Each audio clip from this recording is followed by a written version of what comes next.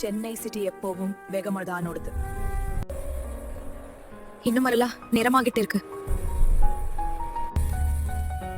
என்ன டைப் பண்றது? அர்ஜுன், நீயா இங்க என்ன பண்ற? அனு நில், உன்கிட்ட பேசணும்.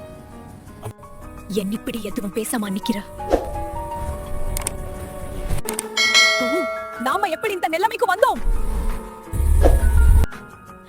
எல்லாமே முடிஞ்சிடுச்சா? சொல்லு அர்ஜுன். தப்புதான். நாம எப்போ இப்படியே ஜாலியா இருக்கணும்.